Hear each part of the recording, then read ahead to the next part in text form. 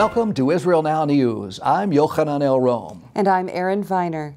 In our top story, the Assad regime is again being accused of deploying chemical weapons. Dozens of people were killed and more than 500 were left with serious injuries after the Syrian army reportedly released a poisonous gas over the city of Douma. The U.S. State Department said it was horrified by reports of mass casualties from the alleged chemical assault. Following the gas attack, a strategic Syrian Air Force base was the target of an overnight air offensive. At least 10 Syrian and 7 Iranian soldiers, including a Revolutionary Guard colonel, were killed in the precision missile strike on the military compound, which is the home to the Iranian drone program in the war-torn country. It's believed U.S. officials had advanced knowledge of an Israeli strike on the facility, but Jerusalem has remained tight-lipped regarding the attack. The Israeli Mossad is convinced that Iran remains totally committed to developing a nuclear bomb. The chief of Israel's intelligence agency said that he is 100% certain that the rogue Islamic Republic still seeks to create a nuclear weapon. Yossi Cohen said that the international community must drastically change or scrap the nuclear accord, which was brokered by the Obama administration and has been contested by President Trump. Cohen described the agreement as a terrible mistake which has allowed Iran to keep key elements of its nuclear program intact. He warned that within a few years, Iran will have enough enriched uranium for an arsenal of nuclear bombs. Cohen reportedly told a closed meeting of Israeli security officials that as the head of the Mossad, he is 100% certain that Iran has never abandoned its military nuclear vision for a single instant. And he said that the current nuclear deal has enabled Iran to achieve that vision. The United Nations Educational, Scientific, and Cultural Organization, UNESCO, is set to approve an extremely disturbing resolution regarding the holy city of Jerusalem. The text, entitled Occupied Palestine, is described as the most biased and problematic anti-Israel resolution ever proposed in the UN body. The document is said to use the Arabic names of Jewish holy sites in an attempt to undermine Israel's historical claim to the land. It also falsely accuses Israel of posing a threat to World Heritage sites in the country. Israel's ambassador to UNESCO, Carmel Shama-HaKohen, said this is a new level in the obsessed persecution of Israel and the attempt to pollute UNESCO with politics. Twitter has announced that it has suspended more than 1 million user accounts for promoting terrorism. Governments around the world have pressured the social media platform to clean up its act and prevent jihadists from using its technology to recruit potential terrorists, incite to violence, and communicate plans for terror plots. Twitter claims that since 2015 that it's closed the accounts of 1 million users. The social media giant says that it is attempting to make its interface an inhospitable environment for calls to violence, but expressed hesitation in further policing possible terror talk. A statement released by Twitter said that it is concerned about impeding freedom of expression. The NGO Monitor Group is demanding that Berlin immediately suspend all funding of a German humanitarian organization which operates in Jordan, Israel, and Gaza. The Jerusalem Post said that a whistleblower formerly employed at the Corporation for International Cooperation claimed she was fired for posting pro-Israel positions on her Facebook page. This, as other employees are alleged to have openly expressed online hatred toward Israel and Jews. The reported incidents include a project manager who threatened Israel's destruction and compared the Jewish state to Nazis. Another senior employee enthusiastically supported the BDS movement, despite the German government's rejection of the sanctions campaign as coarse anti-Semitism. Berlin officials said the matter is under investigation. Israeli Prime Minister Benjamin Netanyahu was reportedly the first world leader to call Viktor Orban after his victory in the Hungarian elections. Netanyahu congratulated Orban on his third consecutive election as prime minister and invited him to visit the Jewish state. Netanyahu thanked the Hungarian leader for his recent support of Israel.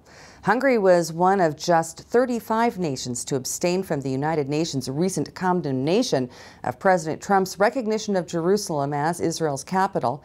And at the time, Netanyahu praised Orban for standing with Israel and the truth. Tough talk from Tehran. Ahead of President Trump's impending deadline to revise or scrap the nuclear accord with the rogue Islamic Republic, The Iranian president warned America of consequences of terminating the disastrous deal. Hassan Rouhani said the United States would surely regret pulling out of the agreement. He said our response will be stronger than America can imagine and will be felt within a week of canceling the deal. Rouhani re-emphasized Tehran's previous warning that if the agreement collapses and crippling sanctions are reinstated, Iran will ramp up its nuclear program. The Hamas terrorist leadership, which rules the Gaza Strip with an iron fist and is committed to the destruction of Israel, recently organized a series of violent riots. More than 20,000 Arabs attempted to rush the Israeli border. They burned tires and planted bombs near IDF installations along the border fence. Hamas paid hundreds of dollars to anyone who was injured in the riots, and the families of those killed in the terrorist march were given up to $3,000. Arabs were seen flying a swastika flag, demonstrating the group's true goal of the destruction of the Jewish people living in the land of Israel. The Israeli Air Force targeted Hamas military base in the Gaza Strip, and the IDF released a statement saying it views with severity any attempt to harm or destroy the security and defense infrastructure and will not allow the border area to become a combat zone. A group of about 1,000 Jewish worshippers and their IDF escorts were attacked with firebombs as they attempted to pray at Joseph's tomb during the Passover holiday. The patriarch Joseph is buried in the modern Arab city of Nablus. Faithful Jews wishing to pray at Joseph's tomb are forced to wait for organized visits under the protection of a military escort. The holy site has been repeatedly vandalized, and Jewish groups are often attacked when trying to visit the site. A group of elementary school students have discovered evidence of Jewish life in Samaria dating back more than 1,500 years ago. Israeli archaeologist Ahia Cohen-Tavor excitedly explained that during the excavations of the Barkan industrial zone, the Israeli youngsters found 2 ornamental clay oil lamps from the Talmudic period. She explained that the discovery of the vessels proves that this area of Samaria was inhabited 1,500 years ago. Israel's Rewalk, the company that enabled the paraplegic to walk again, is working to develop a less expensive device to assist stroke victims. Rewalk created a robotic exoskeleton which has made headlines around the world for providing the disabled with the ability to walk. It is now working on a softer version of their product, which is currently being tested. The Restore Soft suit is fitted with cables and mechanics similar to Rewalk, but it's much lighter. It will allow therapists to provide treatment to patients with real-time analytics and adjustability. A dazzling nighttime sound and light show has opened at the Tower of David Museum in Jerusalem's Old City. Enormous illuminated images relate the history of the Holy City and bring King David to life. Animated figures, artwork, and text dance across the citadel walls with portrayals of the biblical hero. The shepherd boy from Bethlehem slew Goliath the giant with a single stone from his slingshot 3,000 years ago and established Jerusalem as the capital of the 12 tribes of Israel after he ascended to the throne. The spectacular 35,000-pixel show is powered by the largest installation of 18,000 lumen single-chip M-Vision laser projectors in the world. It also presents breathtaking tributes to great artists who devoted works to David, including Michelangelo, Rembrandt, Matisse, and Chagall. The Jewish king is immortalized in the Book of Psalms by poems he composed. The grand finale of the performance is an orchestral celebration of the 122nd Psalm, a prayer for the peace of Jerusalem. One of Israel's most time-honored traditions is the International Bible Quiz held on Independence Day.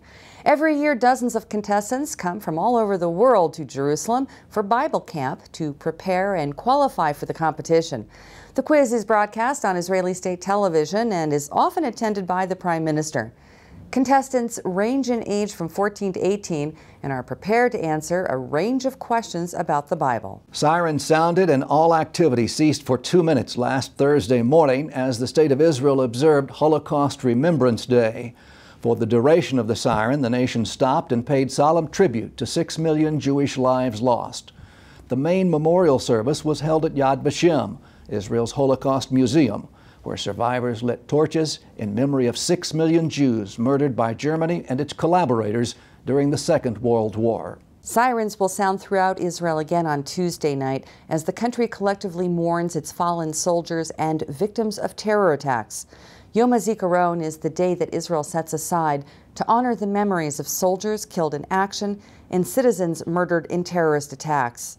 Memorial services will begin with a 1-minute siren that will sound as the entire country stands still to remember those who have paid the ultimate price for our freedom.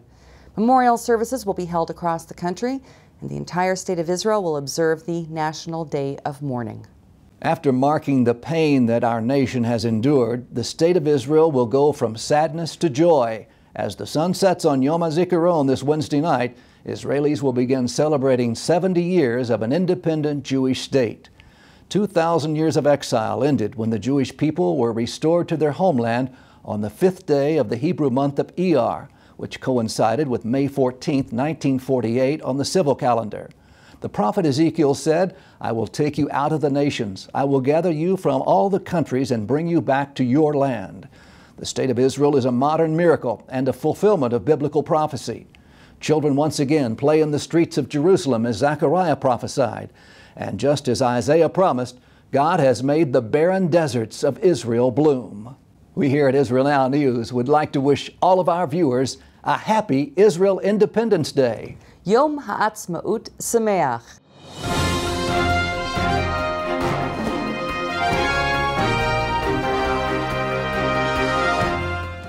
That concludes the news portion of our show. Stay tuned for Ask the Source with Josh Reinstein.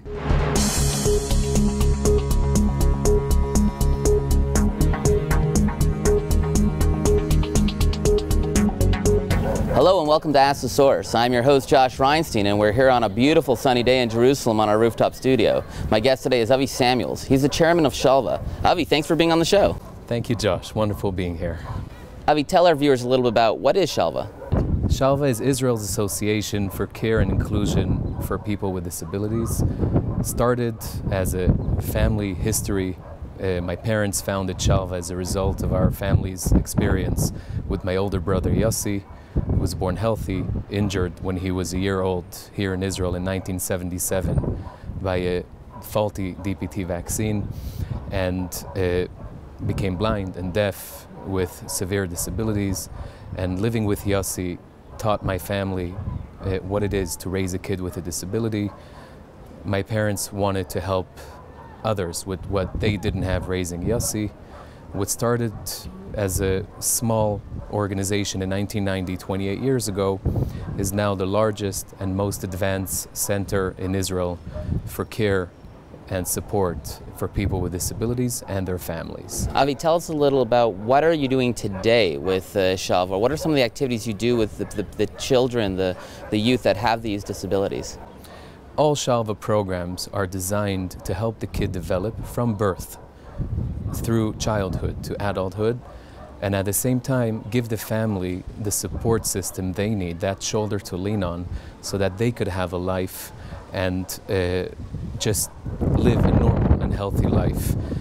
Programs run from birth. Me and My Mommy program called Me and My Mommy that services babies, early intervention program that helps babies develop from the very first stage, giving the mothers the support they need to get back on their feet and function and not fall under this reality they're dealing with. It goes on to daycare centers, kindergartens, all inclusive, with typical kindergartens, typical daycare centers that run side by side. After school programs, respite programs where a kid sleeps over one night a week to give the family that night off. Shabbat, weekends, every kid has once a month. Summer programs, programs that run 24/7 along the year to provide everything needed, the comprehensive programs needed for the child and the families. Eventually, our goal is to develop these kids, to allow them to fulfill their potential and integrate them into society so that they could become really, typical productive members of society. Your family was able to take a tragedy and turn it into an incredible positive. As you said, this is the leading organization helping children with these disabilities. Where does that strength come from? My father always talks about the daughter of Pharaoh, Batya, who reached out to grab Moses from the water. And he asks, what did she think when she reached out? She saw he's far out. And our sages talk about the miracle that happened, that her arm became long, and she reached out, she managed to grab him and take him out of the water. And his answer is very simple, that when one thinks about helping, about doing something good, it has limits when it's in your thoughts. But once you reach out, we usually exceed our thoughts, we usually exceed our plans, and God helps, and miracle happens. And we always talk about the fact that believing makes miracles happen. And somehow it took on a life, started with one program, another program, and it's way beyond our understanding, but Shalva did develop to be the leading organization today in Israel in the field, servicing thousands of children with disabilities, supporting their families, and the greater mission now is to create a more inclusive world. The Shalva National Center in Jerusalem today, which is a 210,000 square feet center, is not designed as an institution. It's designed as a home, as a warm home, as a community center for everyone to come, to join, to be part of our world and learn that, hey, yes, these kids are different, they have a disability, but we always talk about thinking abilities and seeing possibilities. We all have our disabilities. The people who use the services of Shalva, they come from a dichotomy of different communities. Is it religious mostly, Jewish, Christian, Arab? What is the makeup of the people who come for your services? The thing we're most proud of is that Shalva services all, from all walks of life, Jewish, non-Jewish, Muslim, Christian, everybody who's created in God's image could come in our doors and be served. And if we could answer the need, we're there.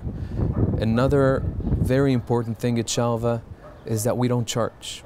We're there for every individual who needs our help, and we never differentiate between someone who could pay for services and can't pay for services. We never differentiate between color, between other backgrounds.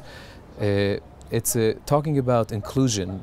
Inclusion doesn't start with accepting others with disabilities and integrating them into society. Inclusion starts among us, that we could accept each other, that we could live together in one world. And the fact is that when a parent is dealing with a child with a disability, he realizes that the fellow next to him, who might be very different from him, growing up in a different world, growing up, with a different religion, different nationality, is a human being living in this world, created in God's image, that is dealing with the same challenge. So when it comes to these realities of families dealing with different situations, we also realize that we're just people trying to make it in this world with the tools God gave us. Avi, there are literally tens of millions of people watching the show. What message do you have for our viewing audience? I invite you all to come visit Shalva. I would love for you to be there, to see this miracle for your own eyes. And I would love for each and every one of you to participate in this great deed and be our partners in making our world a better world to live in and helping these kids.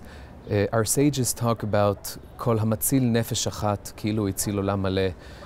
Those who save one soul, it's as if they saved a whole world. And yes, we service thousands of kids, thousands, but each and every kid is a world, and each and every family is a world. I invite you all to participate in this great mitzvah, in this great deed, and be our partners in saving these special lives daily. Thank you, Avi, for being on the show, and thank you for tuning in to Ask the Source. I'm your host, Josh Reinstein. Now back to the studio.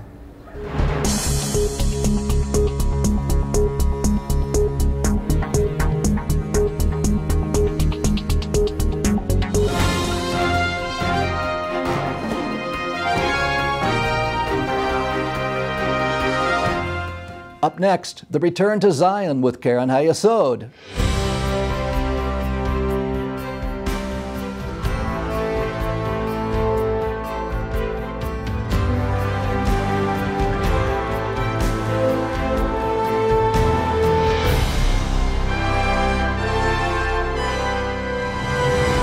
Shalom and welcome to the Return to Zion with Karen Hayesod. I'm Eliezer Moody Sandberg, World Chairman of Keren HaYesod United Israel Appeal, the leading official fundraising organization for the State of Israel. Today, you will witness the fulfillment of biblical prophecy through the gathering of the exiles. God bless you from Jerusalem.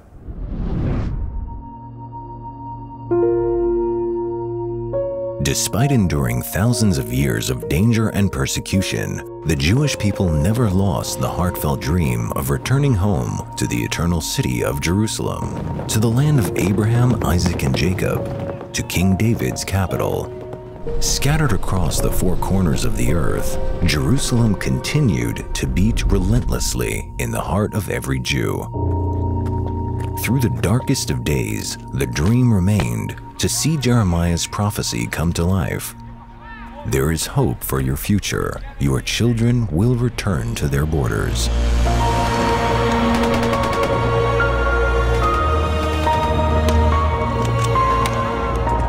And 50 years ago, the impossible happened. Exiled, dispersed, and downtrodden for generations, the Jewish people finally returned to Jerusalem. Faced with the might of multiple Arab armies, Israel's soldiers plucked victory from the jaws of tragedy. Finally, Jews could walk in the footsteps of their biblical forefathers and touch the stones of the Western Wall once more.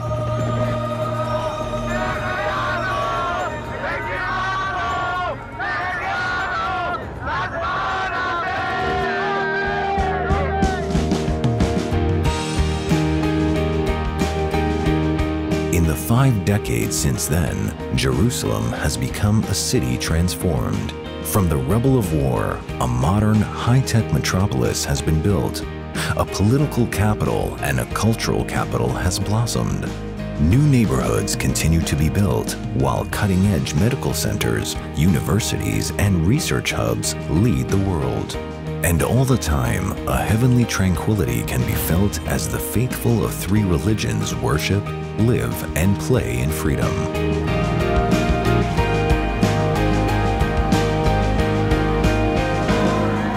Jews continue today to flock to Jerusalem to witness and live this modern-day miracle.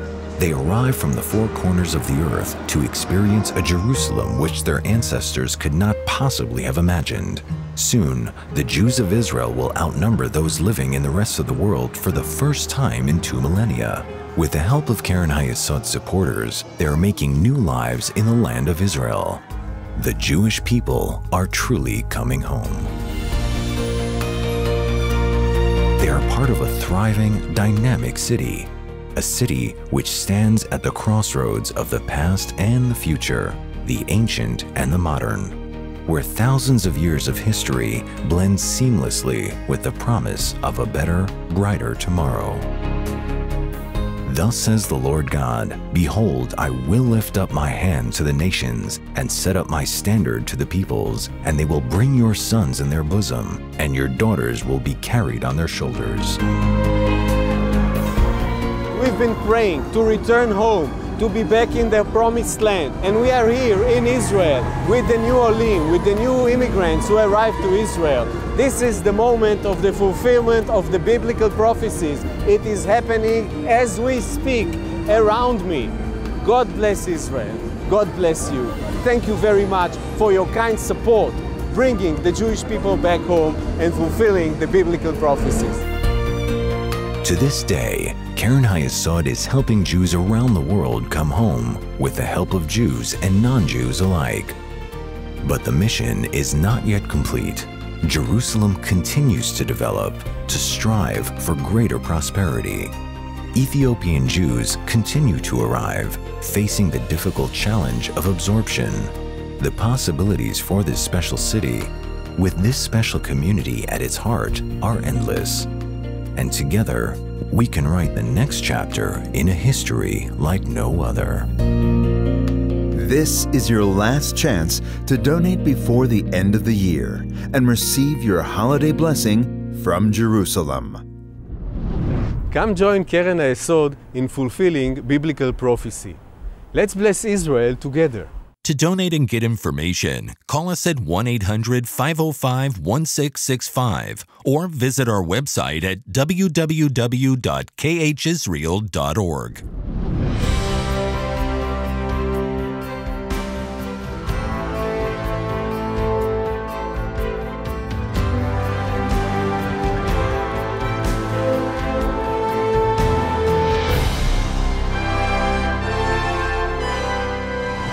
As Israel's ambassador to the United States between 2009 and the end of 2013, I represented Israel to an American administration that viewed Israel as the main problem in the Middle East, and, however ironically, tragically, Iran as the solution to the Middle East. Over the last year, since the inauguration of the Trump administration, Israel is once again, in the eyes of the White House, the solution to the Middle East, and Iran is the problem. Right there is the 180-degree difference that has occurred in our primary ally between two of the last administrations. And how has this change actually been affected? How have we felt it here in the state of Israel? First of all, President Obama, who skipped over Israel during his first visit to the Middle East, went to Egypt, flew to Buchenwald. President Trump, in his first foreign trip abroad, came to the state of Israel and prayed at the holiest site of the Jewish people at the Western Wall, the Kotel, an event that was deeply stirring for Israelis. President Trump has come out strong against the Iran nuclear deal, which we view as a primary threat to our security, if not to our existence. President Trump has said repeatedly that this is the worst deal he could conceive of.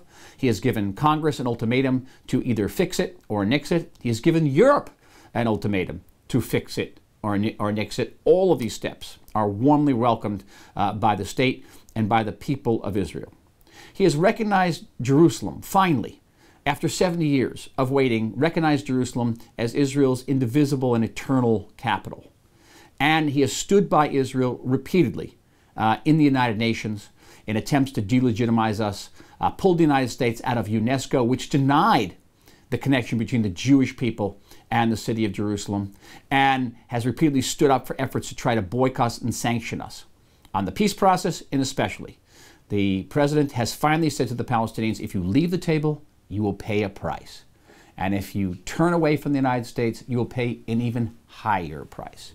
All this shows that President Trump represents a new era in the U.S.-Israel relationship, which is stronger and more deeply faceted than ever.